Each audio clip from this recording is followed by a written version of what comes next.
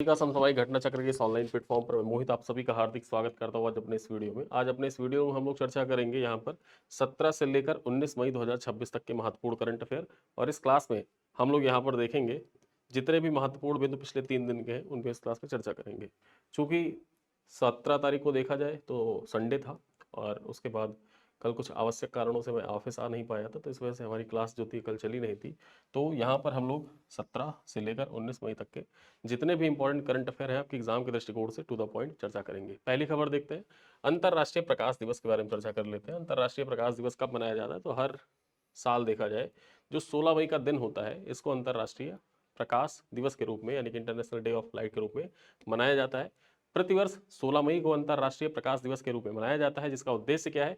इसका उद्देश्य देखा जाए तो विज्ञान, संस्कृति, शिक्षा और सतत विकास में प्रकाश की भूमिका के प्रति जागरूकता को बढ़ावा देना है। यहाँ पर बात करें तो यह दिवस 1960 में जो भौतिक वैज्ञानिक थे, 1960 में भौतिक वैज्ञानिक थियोडर मेमन के द्वारा लेजर के पहले सफल संचालन की स्मृति में मनाया जाता है।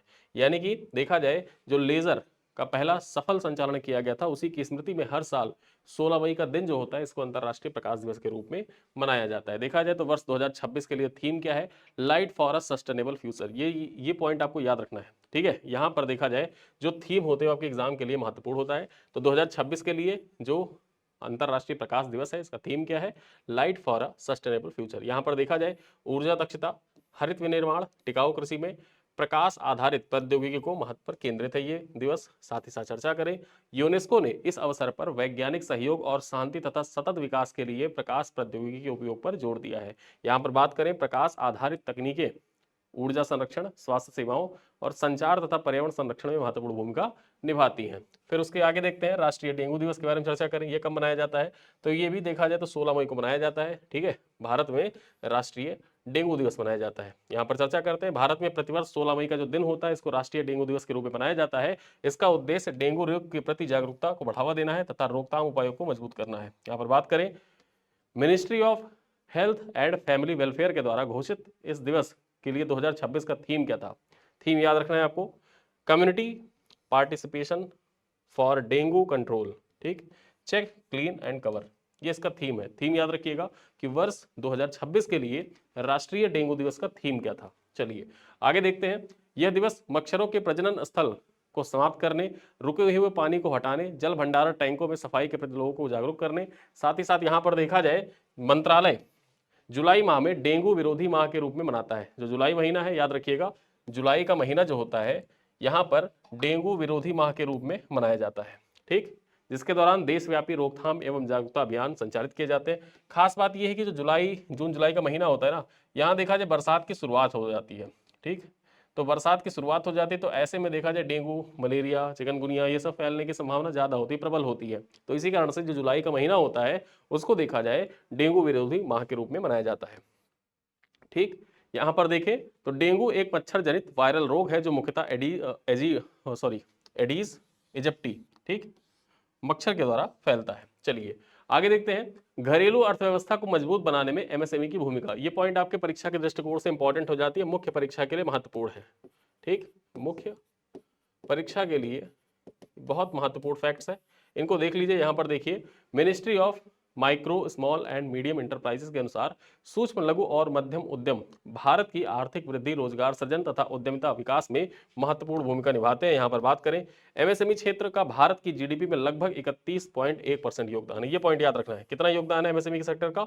जो भारत की जीडीपी ग्रोथ है, भारत की जीडीपी में देखा जाए तो एमएसएमई का योगदान कितना है? 31.1% है। यहाँ पर बात करते हैं, यह देश की कुल निर्यात का लगभग 48.58% हिस्सेदारी रखता है। यानी कि एमएसएमई सेक्टर जो है, देश भारत जितना निर्यात करता है उसका 48.58% अकेले एमएसएमई सेक्टर से निर्यात होता है। यहाँ पर बात करते हैं, यह क्षेत्र विनिर्माण उत्पादन का लगभग 35.4% योगदान देता है और देश भर में 7.47 करोड़ से अधिक उद्यमों को समाहित भी करता है। एमएसएमई क्षेत्र लगभग 32.8 करोड़ लोगों को रोजगार उपलब्ध कराता है, जिससे यह कृषि के बाद दूसरा सबसे बड़ा रोजगार प्रदाता क्षेत्र बन गया है, ठीक है। तो वर्तमान में देखा जाए तो एग्रीकल्चर के बाद सबसे बड़ा जो कृषि प्रदाता क्षेत्र है वो कौन सा सेक्टर है? तो एमएसएमई सेक्टर है। यहाँ पर बात करते हैं, ग्रामीण और अर्ध शहरी क्षेत्रों में स्थित एमएसएमई स्थानीय मूल्य श्रृंखला में गैर कृषि रोजगार तथा क्षेत्रीय आर्थिक विकास को बढ़ावा देते हैं। मार्च 2026 तक उद्यम और उद्यम असिस्ट प्लेटफॉर्म पर 7.9 करोड़ से अधिक एमएसएमई तथा अनौपचारिक यहां पर देखा जाए उद्यम पंजीकृत किए जा चुके हैं। ठीक है, चलिए आगे देखते हैं। दिल्ली में पहली हाइड्रोजन चलित शटल बस सेवा शुरू हुई है। ठीक है, यहां पर देखा जाए तो दिल्ली मेट्रो रेल कॉर्पोरेशन ने दिल्ली के सेंट्रल विस्टा क्षेत्र में पहली हाइड्रोजन पावर्ड शटल बस सेवा शुरू की है। ठीक है, हाइड्रोजन पावर्ड शटल बस सेवा स्टार्ट की है। यहां पर बात करें, इंडियन ऑयल कॉर्पोरेशन लिमिटेड के DMRC को 2 अत्याधुनिक हाइड्रोजन गैस चलित बसें सौंपी गई हैं। यहां पर देखते हैं, यह पहल आवास एवं शहरी कार्य मंत्रालय तथा पेट्रोलियम एवं प्राकृतिक गैस मंत्रालय के सहयोग से शुरू किया गया है। परियोजना का उद्देश्य स्वच्छ, टिकाऊ और पर्यावरण अनुकूल सार्वजनिक परिवहन को बढ़ावा देना है। यहाँ पर देखा जाए तो यह शटल सेवा केंद्रीय सचिवालय और सेवा तीर्थ मेट्रो स्टेशन के बीच में संचालित किया जाएगा।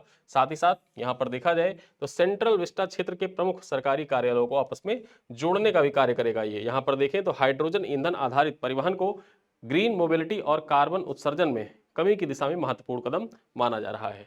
अगले पॉइंट पर चर्चा करें तो प्रधानमंत्री नरेंद्र मोदी को नॉर्वे का सर्वोच्च नागरिक सम्मान प्रदान किया गया। यहां पर देखा जाए 18 मई 2026 को नरेंद्र मोदी को नॉर्वे की राजधानी ओस्लो में grand cross of the royal Norwegian order of merit से सम्मानित किया गया। याद रखिएगा, ये हाल ही में किस देश के द्वारा प्रधानमंत्री नरेंद्र मोदी को grand cross of the royal Norwegian order of merit से सम्मानित किया गया है। ठीक है, तो यहाँ पर नॉर्वेजियन है तो जाहिर सी बात है नॉर्वे के द्वारा दिया गया है। चलिए देखते हैं, यह नॉर्वे के सर्वोच्च नागरिक सम्मान होता है जिसकी स्थापना 1985 में किंग ओलेव फिफ्थ के द्वारा की गई थी। ठीक है, देखा जाए यह सम्मान विदेशी नागरिकों एवं नॉर्वे के हितों में अंतरराष्ट्रीय संबंधों को मजबूत करने वाले व्यक्तियों को प्रदान किया जाता है। यहाँ पर देखें तो भारत और नॉर्वे के बीच जो राजनयिक संबंध थे वो कब स्थापित हुए थे? 1947 में स्थापित हुए थे तथा दोनों देश जलवायु कार्रवाई, मत्स्य पालन, समुद्री सहयोग और विकास साझेदारी में सहयोग करते हैं। यहाँ पर देखा जाए जो ओस्लो है, ओस्लो की 43 वर्षों बाद किसी भारतीय प्रधानमंत्री की पहली यात्रा है, यानी कि 43 साल बाद देखा जाए तो यहाँ पर किसी भारतीय प्रधानमंत्री की पहली यात्रा हो रही है। इससे पूर्व देखें तो 1983 में भारतीय प्रधानमंत्री नॉर्वे की दौरा किया था, यानी कि 1983 के बाद अब 43 सालों के बाद कोई भारतीय प्रधानमंत्री नॉर्वे गया है। चलिए आगे देखते हैं, अगली खबर क्या है। दिल्ली सरकार ने शुरू किया मेट्रो मंडे अभियान। यहां पर देखा जाए ये मेट्रो मंडे अभियान किस राज्य सरकार के द्वारा शुरू किया गया है? दिल्ली सरकार के द्वारा शुरू किया गया। याद रखिएगा 18 मई 2026 को दिल्ली सरकार ने मेट्रो मंडे अभियान शुरू किया है, जिसका उद्देश्य क्या है? ईंधन संरक्षण और सार्वजनिक परिवहन के उपयोग को बढ़ावा देना। यहां पर देखा जाए यह अभियान दिल्ली सरकार की 90 दिवसीय मेरा भारत मेरा योगदान, क्या है? मेरा भारत मेरा योगदान पहल से जुड़ा हुआ है, जिसके तहत दिल्ली मेट्रो रेल कॉर्पोरेशन प्रत्येक सोमवार को 24 अतिरिक्त मेट्रो ट्रिप संचालित करेगा। यहां पर देखा जाए दिल्ली सरकार ने कर्मचारियों के लिए सप्ताह में 2 दिन वर्क फ्रॉम होम अनिवार्य कर दिया है और निजी कंपनियों को भी निर्देश दिया है कि वो इसी व्यवस्था को अपनाएं। ठीक है, सरकार ने अधिकारियों को पेट्रोल आवंटन में 20% की कटौती तथा 6 माह तक नए सरकारी वाहन न खरीदने पर यहां पर देखा जाए घोषणा की है, यानी कि 6 महीने तक दिल्ली सरकार ने घोषणा की कोई भी नए वाहन नहीं खरीदे जाएंगे और साथ ही साथ जो अधिकारी हैं वो पेट्रोल आवंटन जो होता था उसे 20% की कटौती की जाए। चलिए आगे देखते हैं, सुप्रीम कोर्ट में जजों की संख्या बढ़ाने संबंधी जो संशोधन था उसको मंजूरी दे दी गई है। ठीक, संशोधन अध्यादेश को मंजूरी प्रदान कर दी गई है। 17 मई 2026 को राष्ट्रपति द्रौपदी मुर्मू ने सुप्रीम कोर्ट जजों की संख्या संशोधन अध्यादेश 2026 को मंजूरी प्रदान की है। इस संशोधन के बाद सुप्रीम कोर्ट में जजों की संख्या 33 से बढ़कर कितनी हो जाएगी? 37 हो जाएगी। ठीक है, तथा मुख्य न्यायाधीश सहित कुल संख्या कितनी? 38। चलिए देखते हैं, कानून एवं न्याय मंत्रालय ने गजट अधिसूचना जारी कर सुप्रीम कोर्ट जजों की संख्या अधिनियम 1956 में संशोधन की जानकारी दी। यहां पर देखा जाए सरकार के अनुसार सुप्रीम कोर्ट में लंबित 70,000 से अधिक मामलों के बैकलॉग को कम करने तथा अधिक बेंचों के गठन के उद्देश्य से यह फैसला लिया गया है। यहां पर देखें तो नए जजों की नियुक्ति कोलेजियम प्रणाली के माध्यम से की जाएगी, जिसमें सुप्रीम कोर्ट के मुख्य न्यायाधीश, वरिष्ठ सुप्रीम कोर्ट के जज सम्मिलित होते हैं। यहां पर देखा जाए 1956 के अधिनियम लागू होने के समय सुप्रीम कोर्ट में जजों की कुल संख्या कितनी थी? 11 थी, जबकि यहां पर देखें जो अंतिम संशोधन 2019 में हुआ था उसके माध्यम से क्या किया गया था कि 30 से इनकी संख्या बढ़ाकर कितनी कर दी गई थी? ठीक, 34 हो गई थी, यानी कि 33 + 1 हो गई थी। और अब कितनी हो जाएगी? यहां पर बढ़कर संख्या 38 हो जाएगी। ठीक है, यानी कि 37 + 1, 37 + 1। चलिए आगे देखते हैं, आंध्र प्रदेश। ठीक है, यहां पर देखा जाए आंध्र प्रदेश की नई जनसंख्या प्रबंधन नीति 16 मई 2026 को आंध्र प्रदेश के मुख्यमंत्री एन चंद्रबाबू नायडू ने तीसरे बच्चे पर 30,000 रुपए और चौथे बच्चे पर 40,000 रुपए के प्रोत्साहन राशि देने की घोषणा की। यानी कि कोई व्यक्ति आंध्र प्रदेश में जो है उसके देखा जाए जब तीसरा बच्चा होता है तो उसको 30,000 रुपए और चौथा बच्चा अगर होगा तो 40,000 रुपए की प्रोत्साहन राशि प्रदान की जाएगी। ऐसी घोषणा आंध्र प्रदेश के मुख्यमंत्री एन चंद्रबाबू नायडू के द्वारा की गई है। देखा जाए तो राज्य सरकार ने 5 मार्च 2026 को प्रस्तुत जनसंख्या प्रबंधन नीति के तहत दूसरे बच्चे पर 25,000 रुपए देने का प्रावधान किया था। यानी कि देखा जाए तो दूसरा बच्चा होता है तो 25,000 रुपए, तीसरा होगा तो 30,000 और चौथा होगा तो 40,000 रुपए आंध्र प्रदेश सरकार देगी। यहां पर देखा जाए तो नई घोषणा के बाद 4 बच्चों वाले परिवार को कुल 95,000 रुपए की आर्थिक सहायता मिलेगी। साथ ही साथ देखा जाए तो नीति के अनुसार सरकारी महिला कर्मचारियों को प्रत्येक बच्चे पर 26 सप्ताह की मैटरनिटी लीव भी प्रदान की जाएगी, जबकि पहले यह सुविधा केवल पहले 2 बच्चों पर थी। ठीक है, देखा जाए तो तीसरे बच्चे के लिए सरकार 5 वर्षों तक प्रतिमाह 1,000 रुपए पोषण भत्ता, 18 वर्ष की आयु तक मुफ्त शिक्षा उपलब्ध कराएगी। राज्य सरकार ने पिता के लिए 2 माह की अनिवार्य पैटर्निटी लीव, विस्तारित अवकाश तथा यहां पर देखा जाए इनफर्टिलिटी से जूझ रहे दंपतियों हेतु राज्य समर्थित यहां पर देखा जाए फर्टिलिटी क्लिनिक भी शुरू करने की घोषणा की है। यानी कि एक तरीके से देखा जाए तो आंध्र प्रदेश सरकार अपनी जनसंख्या प्रबंधन नीति के माध्यम से जो जनसंख्या प्रबंधन है आंध्र प्रदेश में उसको सुनिश्चित करना चाहता है और उसी दृष्टिकोण से देखा जाए तो ये कदम महत्वपूर्ण हो जाता है। चलिए आगे देखते हैं। टाटा इलेक्ट्रॉनिक्स साथ ही साथ ASML के बीच में सेमीकंडक्टर निर्माण हेतु समझौता ज्ञापन हस्ताक्षरित किया गया है। 16 मई 2026 को टाटा इलेक्ट्रॉनिक्स और नीदरलैंड की सेमीकंडक्टर मशीन निर्माता कंपनी है ASML, इसके बीच में देखा जाए सेमीकंडक्टर निर्माण के लिए MOU हस्ताक्षरित किया गया है। इस समझौते पर टाटा इलेक्ट्रॉनिक्स के CEO रणधीर ठाकुर और यहां पर बात करें ASML के जो CEO है क्रिस्टोफर फोकेट, उन्होंने हस्ताक्षर किया। बात करें समझौते के तहत गुजरात के धोलेरा में भारत का पहला कमर्शियल 300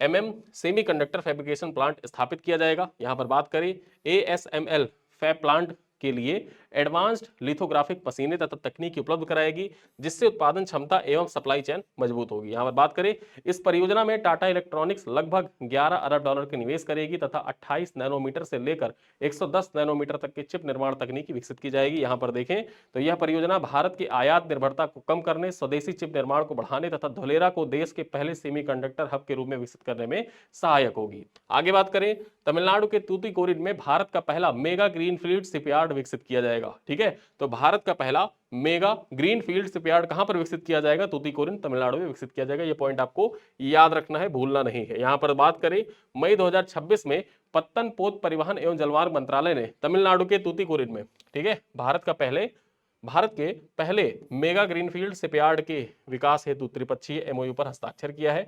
देखा जाए तो यह समझौता HD Korea ship building offshore engineering तथा national ship building and heavy industries park Tamil Nadu limited और सागरमाला फाइनेंस कॉर्पोरेशन लिमिटेड के बीच में हुआ है। जो ये त्रिपक्षीय समझौता हुआ है, इस त्रिपक्षीय समझौते में कौन कौन से पक्ष सम्मिलित है यहाँ पर लिखा हुआ है। ठीक है, देखा जाए तो इस MOU के आदान प्रदान केंद्रीय मंत्री सर्बानंद सोनोवाल तथा दक्षिण कोरिया के राष्ट्रपति ली जे म्यूंग की उपस्थिति में भारत दक्षिण कोरिया ढांचे वाइजेस के अंतर्गत किया गया। यहां पर बात करते हैं ग्रीनफील्ड शिपयार्ड को इंडस्ट्रीज 4.0 तकनीकी, स्मार्ट मैन्युफैक्चरिंग और सतत शिप बिल्डिंग प्रणाली के माध्यम से विकसित किया जाएगा। यहां पर देखें तो प्रस्तावित शिपयार्ड की वार्षिक क्षमता 2.5 मिलियन ग्रास टनेज होगी, जो मैरीटाइम अमृतकाल विजन 2047, ठीक है, के लक्ष्य के लिए महत्वपूर्ण योगदान प्रदान करता है। यहां पर देखा जाए परियोजना की टेक्नो इकोनॉमिक फिजिबिलिटी रिपोर्ट पूरी हो चुकी है और इसे नेशनल शिप बिल्डिंग मिशन से सैद्धांतिक मंजूरी भी मिल गई है। तो यहां पर याद रखना है आपको कि भारत का पहला मेगा ग्रीनफील्ड शिपयार्ड कहां पर विकसित किया जाएगा? तो यह विकसित किया जाएगा तूतीकोरिन तमिलनाडु में। आगे चलते हैं। गिफ्ट सिटी में शाखा खोलने वाला पहला ताइवानी बैंक बना CTBS बैंक। ठीक है, यहां पर जो CTBS बैंक है ये पहला ताइवानी बैंक बना है जिसने अपनी शाखा खोली है कहां पर? गिफ्ट सिटी में। देखते हैं, ताइवान की CTBS कंपनी लिमिटेड ने गुजरात की गिफ्ट सिटी में नई शाखा शुरू की है, जिससे यह भारत में इंटरनेशनल फाइनेंशियल सर्विसेज सेंटर में उपस्थिति दर्ज करने वाला पहला ताइवानी बैंक बन गया है। देखें यहां पर तो बैंक की शाखा संचालन के लिए international financial services centres authority से आवश्यक नियामकीय मंजूरी प्राप्त हुई है। देखा जाए तो यह पहल भारत ताइवान के बीच में वित्तीय और आर्थिक सहयोग को मजबूत करने की दिशा में महत्वपूर्ण कदम माना जा रहा है। गिफ्ट सिटी स्थित शाखा का मुख्य उद्देश्य क्या है? तो क्रॉस बॉर्डर फाइनेंसिंग, व्यापार निवेश प्रवाह तथा एशिया क्षेत्र में वित्तीय कनेक्टिविटी को बढ़ावा देना इसका मुख्य लक्ष्य है। यहाँ पर बात करें, सीटीबीसी बैंक पिछले 30 वर्षों से भारत में कार्यरत है तथा इसकी शाखाएं नई दिल्ली, चेन्नई और यहाँ पर देखा जाए कुट्टुपक्कम में भी संचालित की जा रही हैं। यानी कि पहले से नई दिल्ली, चेन्नई और कुट्टुपक्कम में तो थी ही, लेकिन अब देखा जाए तो गिफ्ट सिटी में अपनी पहली शाखा खोलने वाला ताइवानी बैंक कौन बना है, तो सीटीबीसी बैंक बना है। चलिए देखते हैं, यह कदम भारत के वैश्विक वित्तीय केंद्र के रूप में विकसित करने में, विदेशी निवेश को आकर्षित करने में सहायक भी होगा। चलिए आगे देखते हैं, यहां पर देखा जाए डीरेगुलेशन सुधारों को पूरा करने वाला पहला राज्य बना त्रिपुरा। ये पॉइंट आपके परीक्षा के लिए महत्वपूर्ण हो जाता है कि डीरेगुलेशन सुधारों को पूरा करने वाला भारत का पहला राज्य कौन सा है, तो वो राज्य है त्रिपुरा। यहां पर देखा जाए त्रिपुरा भारत का पहला राज्य बन गया है जिसने डीरेगुलेशन फेज 1 और फेज 2 के अंतर्गत निर्धारित सभी प्राथमिक सुधारों के क्षेत्रों को पूरा कर लिया है। देखा जाए तो यह पहल जो संचालित किया जा रहा है, इसका मुख्य उद्देश्य ईज ऑफ डूइंग बिजनेस को बढ़ावा देना तथा नियामकीय बोझ को कम करना था। बात करें, फेज 1 की शुरुआत फरवरी 2025 में हुई थी, जिसमें राजस्व, शहरी विकास, उद्योग, श्रम, पर्यावरण, फैक्ट्री और बॉयलर, अग्निशमन, प्रदूषण नियंत्रण बोर्ड तथा डिजिटल गवर्नेंस से जुड़ी 23 प्राथमिक क्षेत्रों को सम्मिलित किया गया था। और जबकि फेज 2 जो था, यह जनवरी 2026 में शुरू किया गया था, इसमें राजस्व, पर्यटन, स्वास्थ्य, शिक्षा, डिजिटल गवर्नेंस सहित 28 प्राथमिक क्षेत्रों को शामिल किया गया था। यहां पर देखा जाए तो यह पहल भूमि एवं शहरी प्रशासन प्रक्रिया को सरल बनाने तथा तकनीकी आधारित प्रशासन को मजबूत करने पर केंद्रित है। देखा जाए तो इन सुधारों से त्रिपुरा की स्थिति नियामकीय सुधार, डिजिटल प्रशासन और निवेश अनुकूल राज्य के रूप में और भी मजबूत हुई है।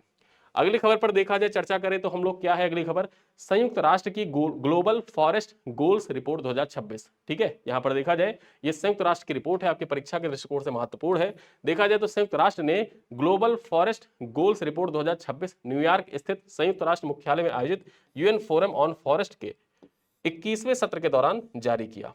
रिपोर्ट के अनुसार ईंधन, लकड़ी एवं चारकोल की बढ़ती मांग वैश्विक वन क्षरण की प्रमुख कारण बनकर उभरी है, विशेषकर सब सहारा अफ्रीकी और एशिया के कुछ क्षेत्रों में। ठीक है, जिस प्रकार से आप देख रहे हैं कि तेल की कीमतें धीरे धीरे आसमान छू रही हैं और इंपोर्ट नहीं हो पा रहा है तेल का, तो ऐसे में देखा जाए तो जो वन की कटाई है वो और ज्यादा बढ़ने वाली है। यहाँ पर बात करें, रिपोर्ट में कृषि विस्तार को वैश्विक स्तर पर वनों की कटाई का सबसे बड़ा कारण बताया गया है। यह रिपोर्ट संयुक्त राष्ट्र आर्थिक एवं सामाजिक मामलों के विभाग तथा यूएनएफएफ सचिवालय के द्वारा संयुक्त रूप से तैयार किया जाता है। वैश्विक वन क्षेत्र 2015 में 4.18 अरब हेक्टेयर से घटकर 2025 में कितना हो गया है, यह घटकर हो गया है 4.14 अरब हेक्टेयर हो गया है। ठीक है, जिससे प्रतिवर्ष लगभग 41.2 लाख हेक्टेयर का शुद्ध नुकसान दर्ज किया गया है। बात करते हैं यहाँ पर 2015 से 2025 के दौरान विश्व भर में लगभग 1.6 करोड़ हेक्टेयर प्राथमिक वन नष्ट हुए हैं, जिसमें सबसे अधिक नुकसान कहां पर हुआ है, तो दक्षिण अमेरिका में दर्ज किया गया है। ठीक है, तो ये पॉइंट याद रखना है, जो प्राथमिक वन सबसे ज्यादा कहां नष्ट हुए हैं, दक्षिण अमेरिका में नष्ट हुए हैं। ये कौन कह रहा है, तो ये संयुक्त राष्ट्र की ग्लोबल फॉरेस्ट गोल्स 2026 रिपोर्ट कह रही है। चलिए अपने अंतिम खबर पर हम लोग चर्चा करते हैं, देखते हैं क्या है अंतिम खबर। मुंबई में आयोजित हुई किम्बरले प्रोसेस इंटर सेशनल बैठक 2026। किम्बरले प्रोसेस की जो इंटर सेशनल बैठक है 2026, इसका आयोजन कहां पर किया गया था, मुंबई में किया गया था। और यह बैठक कब हुई थी, तो 11 से लेकर 14 मई 2026 के बीच में मुंबई में इसका आयोजन किया गया था। यहां पर देखा जाए तो वर्ष 2026 के लिए भारत इसकी अध्यक्षता संभाल रहा है। किम्बरले प्रोसेस की अध्यक्षता कौन कर रहा है वर्ष 2026 के लिए, तो भारत कर रहा है। यहां पर देखा जाए अध्यक्षता के दौरान वाणिज्य एवं उद्योग मंत्रालय के विशेष सचिव सुचिंद्र मिश्रा को आधिकारिक अध्यक्ष यहां पर नामित किया गया किम्बरले प्रोसेस इंटरसेशनल बैठक का। बात करें तो बैठक में जिम्मेदार हीरा व्यापार, साथ ही साथ कॉन्फ्लिक्टेड डायमंड की रोकथाम, पारदर्शिता तथा किम्बरले प्रोसेस सर्टिफिकेशन स्कीम की मजबूत करने पर चर्चा की गई। यहां पर देखा जाए तो किम्बरले प्रोसेस में वर्तमान में 60 प्रतिभागी शामिल है तथा 86 देशों के प्रतिनिधित्व करते हैं, जबकि यूरोपीय संघ यहां पर बात करें तो एकल समूह के रूप में पार्टिसिपेट करता है। ठीक, देखा जाए तो चर्चा का मुख्य आधार क्या रहा, चर्चा का मुख्य आधार 3 C's रहा। क्या रहा, 3 C's रहा। यहां पर देखा जाए 3 C's का मतलब क्या है, ठीक, CCC का मतलब क्या है, क्रेडिबिलिटी, कंप्लायंस और कंज्यूमर। ठीक, कंज्यूमर कॉन्फिडेंस, ये इसका 3 C's का पूर्ण रूप है, जिसका उद्देश्य जिम्मेदार प्राकृतिक हीरा व्यापार को बढ़ावा देना है। किम्बरले प्रोसेस सर्टिफिकेशन स्कीम की स्थापना कब हुई थी, यहां पर याद रखिएगा, जो किम्बरले प्रोसेस सर्टिफिकेशन स्कीम है इसकी स्थापना सन 2000 में संयुक्त राष्ट्र महासभा के प्रस्ताव के तहत देखा जाए तो ब्लड डायमंड के अवैध व्यापार के लिए किया गया था। ठीक है, तो ब्लड डायमंड जो था उसके अवैध व्यापार पर रोकथाम लगाने के लिए यहाँ पर देखा जाए किम्बरले प्रोसेस सर्टिफिकेशन स्कीम की शुरुआत की गई थी। तो ये थे कुछ महत्वपूर्ण करंट अफेयर 17 से लेकर 19 मई 2026 तक के महत्वपूर्ण जो बिंदु है जिनको यहाँ पर समाहित किया गया है, एक साथ प्रस्तुत किया गया है। इन बिंदुओं को देखिए और साथ ही साथ इसके जो प्रश्न है एमसीक्यू प्रश्न है उनको आप ऐप पर जाकर अटेम्प्ट कर सकते हैं। इसकी क्लास पीडीएफ आपको व्हाट्सएप ग्रुप में शेयर कर दी जाएगी और कल से वापस से हम लोग अपना मतलब रेगुलर तो आज हो ही गए हैं, कल से वापस से जिस टाइम पर हम लोग की क्लास चलती है ऑन टाइम क्लास हमारी चलेगी। और साथ ही साथ रही बात बिहार स्पेशल की कि कुछ लोगों के मैसेज आ रहे हैं कि सर आपने बिहार स्पेशल कहा था 15 तारीख से स्टार्ट करेंगे। चूंकि लेखपाल की परीक्षा है 21 तारीख को, परसों है लेखपाल की परीक्षा, और लेखपाल की परीक्षा में जो बच्चे हैं सब बिजी हैं, चाहे वो बिहार के हों या यूपी के हों। ठीक है, यूपी लेखपाल की परीक्षा अंडमान निकोबार से, लास्ट टाइम जब परीक्षा हुई थी तो अंडमान निकोबार से लोग आए थे परीक्षा देने के लिए, और लगभग 40 से 45 हज़ार की संख्या थी जो बिहार से आए थे यूपी लेखपाल की परीक्षा देने के लिए। तो इस बार भी अच्छी खासी संख्या है और बच्चे ऐसे ही आने वाले हैं एग्जाम देने के लिए। तो इस वजह से देखा जाए जैसे ही लेखपाल का पेपर समाप्त होता है उसके बाद तुरंत हम लोग बिहार स्पेशल स्टार्ट कर देंगे। ठीक है, तो इन्हीं सब बातों के साथ इस क्लास को करते हैं समाप्त। मिलते हैं अगली क्लास में, तब तक के लिए धन्यवाद।